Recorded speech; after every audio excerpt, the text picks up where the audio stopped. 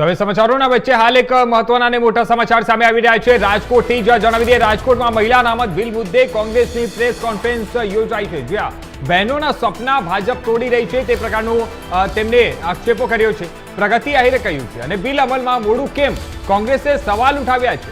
મહિલા અનામત મુદ્દે ભાજપ પર રાજકીય ફાયદાના આરોપો પણ લગાવવામાં આવી રહ્યા છે। આ મહત્વના અને મોટા સમાચાર છે રાજકોટથી। જણાવી દઈએ, મહિલા અનામત બિલને લઈને ત્યાં કોંગ્રેસે હવે ભારતીય જનતા પાર્ટી ઉપર આરોપો લગાવી છે અને કોંગ્રેસ તરફથી ત્યાં જણાવી દઈએ કે પ્રેસ કોન્ફરન્સનું આયોજન કરવામાં આવ્યું હતું અને આ પ્રેસ કોન્ફરન્સ દરમિયાન તેમણે ગંભીર પ્રકારના આક્ષેપો લગાવ્યા છે। મહિલા અનામત બિલ મુદ્દે કોંગ્રેસ સેવાદળ ગુજરાત અધ્યક્ષ પ્રગતિ આહિર દ્વારા રાજકોટ ખાતે પ્રેસ કોન્ફરન્સ યોજવામાં આવી હતી। તેમણે જણાવ્યું કે બહેનોના સપનાઓ ભાજપ સરકાર તોડી રહી છે। તેમના જણાવ્યા અનુસાર દેશમાં પ્રથમ મહિલા વડાપ્રધાન અને રાષ્ટ્રપતિ કોંગ્રેસે આપ્યા છે અને મહાત્મા ગાંધી પણ મહિલાઓ અને ખેડૂતોને સન્માન મળે તેવું ઈચ્છતા હતા। પ્રગતિ આહિરે વધુમાં કહ્યું કે 2023માં રજૂ થયેલું મહિલા અનામત બિલ તાત્કાલિક અમલમાં મુકાય તો કોંગ્રેસ તેનું સમર્થન કરશે। તેમણે સવાલ ઉઠાવ્યો કે 2024 સુધી આ બિલ લાગુ કેમ કરવામાં આવ્યું નથી। તેમના મતે કેટલાક રાજ્યોમાં રાજકીય ફાયદા માટે આ બિલનો ઉપયોગ કરવાનો પ્રયાસ થઈ રહ્યો છે। તેમણે એ પણ આરોપ લગાવ્યો છે કે મહિલા અનામતના નામે સીમાંકન કરીને ભાજપ રાજકીય લાભ લેવા માંગે છે। સાથે જ તેમણે એમ પણ કહ્યું છે કે કોંગ્રેસ મુસ્લિમ અને પાકિસ્તાન જેવા મુદ્દાઓ વિના ભાજપ પાસે ચર્ચા માટે કોઈ મજબૂત એજન્ડા નથી। નમસ્કાર, આજની પ્રેસ વાર્તામાં ઉપસ્થિત મહિલા કોંગ્રેસના પૂર્વ પ્રમુખ અને અહીંયાના કોર્પોરેટર રહી ચૂક્યા છે એવા ગાયત્રીબા વાઘેલા, યુથ કોંગ્રેસમાંથી જે કાર્યરત છે અને એક્ટિવ છે એવા આપણા વૈશાલીબેન, મયુરીબેન તેમજ પ્રેસના ભાઈઓ। આજની જે પ્રેસ વાર્તા છે, આમ તો એક મહિલા તરીકે આજે પ્રેસની વાર્તા કરવી પડે અને જે સપના મહિલાઓએ ગુજરાતમાં કે ભારત દેશની મહિલાઓએ જોયા હતા એ સપનાઓને કોંગ્રેસ નહીં, ભારતીય જનતા પાર્ટી તોડી રહી છે। એટલા માટે આ ચોક્કસપણે કહી શકું કે જ્યારે કોંગ્રેસના પહેલાં વહેલા એની બેસન્ટ છે, એમને કોંગ્રેસના ભારતભરના એમને પ્રમુખ બનાવવામાં આવ્યા હતા। એ પછી સરોજની નાયડુ હોય કે તમે કોંગ્રેસનો ઇતિહાસ જોતા આવો, સ્વાતંત્ર્ય સેનાનીઓ તરીકે પણ મહિલાઓએ ભાગીદારી કરી હતી અને કોંગ્રેસની સાથે જોડાઈને જે ભાગીદારી કરી હતી એ મહિલાઓને માન સન્માન આપવાનું અને જે મહિલાઓને પોતાની ખુમારીથી જીવતા જે શીખવાડવાનું કામ છે એ કોંગ્રેસ પાર્ટીએ કર્યું છે। આપ સૌને ખ્યાલ હશે કે ગાંધીજીની આ હત્યા એકવાર નથુરામ ગોડસેએ નથી કરી, એવી વારંવાર હત્યા કરવાનો 3 વાર પ્રયાસ કરવામાં આવ્યો હતો, એટલા માટે કે ગાંધીજી કાયમી એવું ઈચ્છતા હતા કે મહિલાઓને અને ખેડૂતોને માન સન્માન મળવું જોઈએ અને મહિલાઓ આગળ આવવી જોઈએ। તો આ એ જ આરએસએસની માનસિક વિચારધારા ધરાવતો જે ભારતીય જનતા પાર્ટીનો પક્ષ છે ને, એણે પહેલેથી જ ક્યારેય મહિલાઓનું સન્માન નથી કર્યું। એ આજે શું મહિલા સન્માનની વાતો કરવાના છે? આપણે ગુજરાતમાં જોઈ રહ્યા છે, આ રાજકોટ જિલ્લામાં આજે પ્રેસ કરી રહી છું ત્યારે મારે એટલા માટે કહેવું છે કે રાજકોટમાં 6 વર્ષની માસૂમ દીકરી સાથે નિર્ભયા કાંડ જેવો બનાવ બન્યો હતો અને આ ગુજરાતની અંદર આવા બનાવ બને છે ને, એ પણ આપણા માટે દુઃખની વાત કહેવાય, કેમ કે ગુજરાતનો એક એવી અસ્મિતા ગણાય કે ગુજરાતમાં રાતે 2 વાગે પણ દીકરી બહાર નીકળે ને તો આવા કોઈ પણ બનાવો બનતા ના હતા।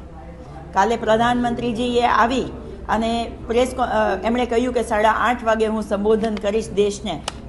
લોકોને કંઈક આશા હતી કે કંઈક એવું સંબોધન થશે કે જેથી કરીને દેશ હિતનું હશે, પણ એ સંબોધનમાં માત્ર ને માત્ર ભારતીય જનતા પાર્ટીનો પ્રચાર હતો। હું તો કહું છું કે એમાં પ્રધાનમંત્રીજી ઉપર પણ કેસ થવો જોઈએ, કેમ કે એમણે ત્યાં આવી અને માત્ર ભારતીય જનતા પાર્ટીનો પ્રચાર કર્યો છે અને કોંગ્રેસ પાર્ટીને કોસવાનું કામ કર્યું છે। 1024 વાર કોંગ્રેસ કોંગ્રેસ કોંગ્રેસ નામ બોલ્યા છે, પણ મારે કહેવું છે કે પ્રધાનમંત્રીજી હવે બોખલાઈ ગયા છે, કેમ કે એમની પાસે કોઈ મુદ્દો નથી રહ્યો, કોંગ્રેસને કોસવા સિવાયનો મુદ્દો નથી રહ્યો, કેમ કે જે કોંગ્રેસે આ દેશને આપ્યું છે, જે નારી શક્તિને આપ્યું છે, એ ક્યારેય ભારતીય જનતા પાર્ટી નહીં આપી શકે। આજે ગર્વથી હું કહી શકું છું કે આજે એક મહિલા હોવા છતાં પણ ગુજરાતના સેવાદળના અધ્યક્ષ તરીકે મને બનાવી છે અને મને એમની પૂરેપૂરી જિમ્મેદારી આપી અને ગુજરાતભરમાં જવાનો મોકો આપ્યો છે। મને આરએસએસનું એક એવું સંગઠન તો બતાવો કે જ્યાં મહિલાઓને કોઈ માન સન્માન મળતું હોય। આજે જે મહિલા અધિનિયમની વાત કરી રહ્યા છે, કોંગ્રેસ પાર્ટી મજબૂતીથી 2023માં ભારતીય જનતા પાર્ટીની જ સરકાર હતી અને કોંગ્રેસ પાર્ટી અને તમામ વિરોધ પક્ષના નેતાઓએ સાથે મળી અને એ બિલને મંજૂરી આપી હતી અને કહ્યું હતું કે તાત્કાલિક લાગુ કરો।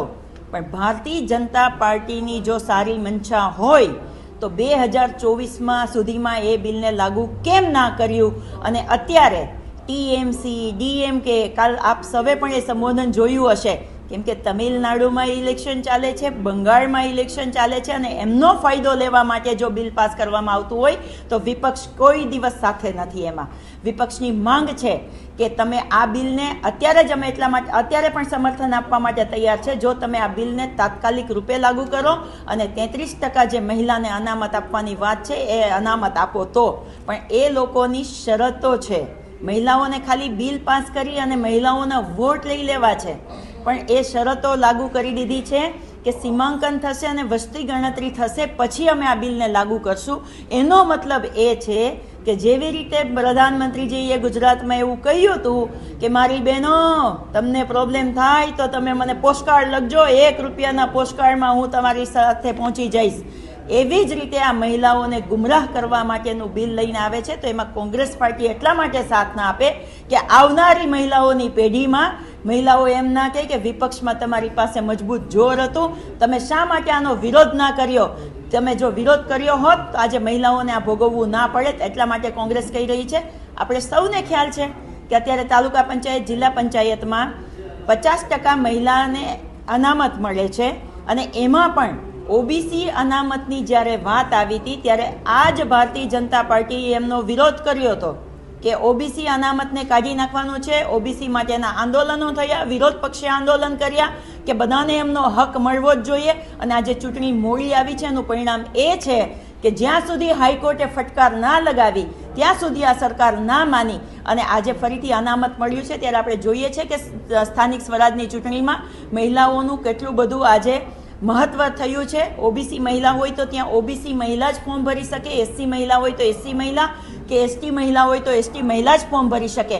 એટલા માટે કોંગ્રેસ પાર્ટી કહી રહી છે કે તમે મહિલા અનામત બિલમાં 33% અનામત એટલા માટે આપો કે આજે વિધાનસભામાં 33% મહિલાઓનું અનામત છે, પણ આપણે 33% સંખ્યા નથી જોતા.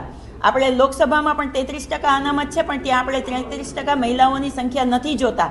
જો ફરજિયાત 33% ઓબીસી, એસસી, એસટી અનામત દેવામાં આવે તો ફરજિયાત એ મહિલાઓનું સ્થાન ત્યાં મળે. અને એ મહિલાની આ ગામડાની આપણી કોઈ છેવાડાની મજબૂત બેન હોય ને તો એ પણ બાકી ના રહી જાય ને એમને એમનો ન્યાય અને અધિકાર મળે. એમના માટેની કોંગ્રેસની વાત છે. જે ખોટી ખોટી વાતો કરીને, રોદડા રડીને કે પછી ઇમોશનલી વાતો કરીને તમે હવે મહિલાને ગેરમાર્ગે નહીં દોરી શકો સાહેબ. કેમ કે આ દેશની મહિલા મજબૂત મહિલા છે. આ દેશે રાણી લક્ષ્મીબાઈએ આપ્યા છે, આ દેશે આપણને અહલ્યાબાઈ પણ આપ્યા છે, અને આ દેશે આપણને ઇન્દિરા ગાંધીજી જેવા લોખંડી પ્રધાનમંત્રી પણ આપ્યા છે. એટલે કોંગ્રેસ પાર્ટીની આજે પણ માંગ છે કે તમે 2023 વાળું બિલ રજૂ કરવા માંગતા હોય તો આજે પણ વિરોધ પક્ષના તમામ લોકો તમને સાથ આપી અને એ બિલને મંજૂરી આપશે. પણ એમાં કોઈ પણ શરતો ના થવી જોઈએ. મહિલાઓને આજ અને અત્યારથી ફાયદો થવો જોઈએ. કેમ કે તમારા બિલમાં 2029માં લાગુ થશે કે 32માં લાગુ થશે કે 34માં થશે કે 36માં થશે, એમાં કોઈ સમય મર્યાદા રહેતી નથી, જેથી મહિલાઓને ન્યાય મળતો નથી. એટલે કોંગ્રેસ પક્ષ મજબૂતીથી મહિલાઓના પક્ષે ઉભેલી છે. અને અત્યારે ને અત્યારે જો તમે એ બિલને લાગુ કરી શકતા હોય તો તમારી સાથે છે, બાકી એનો વિરોધ અમે કરીશું.